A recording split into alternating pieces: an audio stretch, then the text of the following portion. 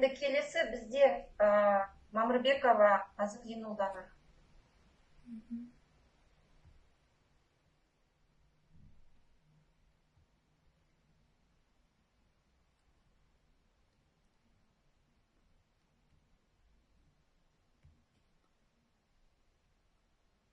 Көрініп тұр ма? Сәлеметсіздер ме? Слайдым көрініп тұр ма? Қозғалып тұр ма?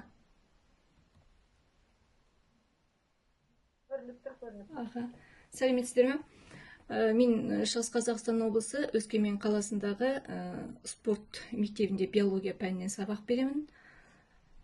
Енді спорт мектебінде бізде өзекті проблема балалар ұзақ мерзімде жарысқа кететіндіктен сабақта мектеп форматында сабаққа қатыса алмайды, сондықтан олардың білімінде олқылықтар туындауы мүмкін. Менің мақсатым осы үлкен жарыстарда жүрген балалар жарысқа қатысқан кезде білімінде олқылықтарды туындатпау.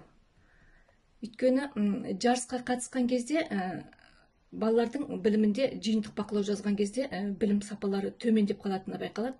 Мысалы, сабақта отырған кезде балалар жақсы жазады, жарысқа кетіп қайтып келгенде олар төмендеп қалады.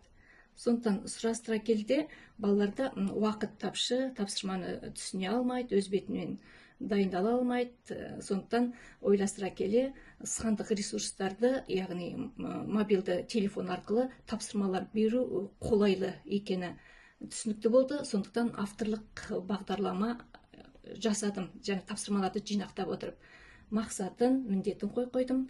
Енді нақты сіздерге көрсеткім келген, мынандай осы авторлық бағдарламада, мысалы 8 сыныптың биология сабағы бойынша жасадым, пәні бойынша 68 сағатты 34 сағатқа топтастырдым, 490-ға ұқсастықтары бойынша. Авторлық бағдарламада тақырыбы, бөлімнің тақырыбы, сабақтың тақырыбы, оқу мақсаты, сосын осы тақырыпқа қатысты QR-кодтың ішінде электронды оқулық бар. Одан осы тақырыпқа қатысты 1, 2, кейбіреуінде 3 презентациясы қойдым, қайсысы ыңғайлы болады. Одан келесі QR-кодпен осы тақырыпқа қатысты, мысалы, мына жерде жасушаның құрылысы, жасушаның құрылысын 3D форматында қарап оқушылар таныса алады.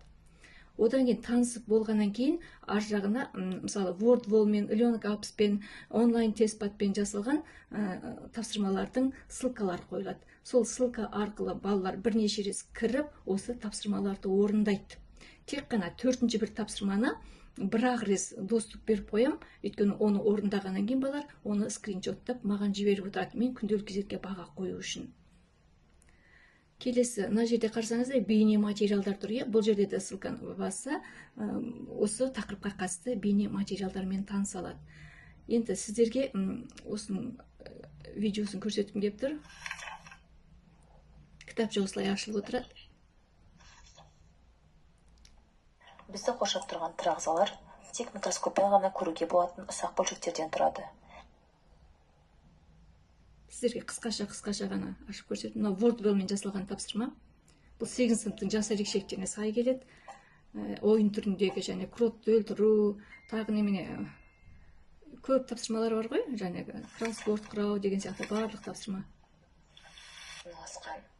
Енді біз қазірден бастап өсімдіктің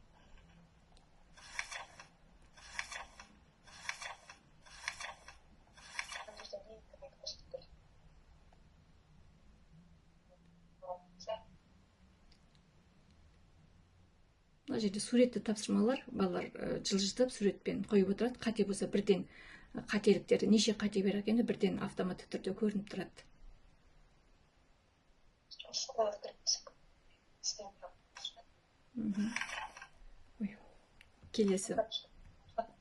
Келесі, жалпы осы сандық ресурстарды қолданғаннан кейін балалардың білімінде өзгеріс бірден байқалды. Сондықтан мен уже 2-ші жыл қолданып жатырмын. Балалардың білім сапасында өзгеріс жақсы байқалды.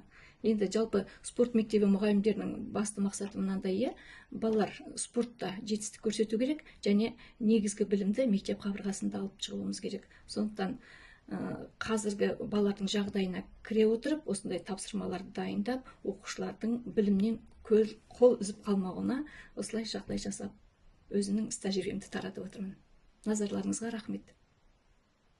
Екі жақтан шығып кетсек, қайтадан көрсек.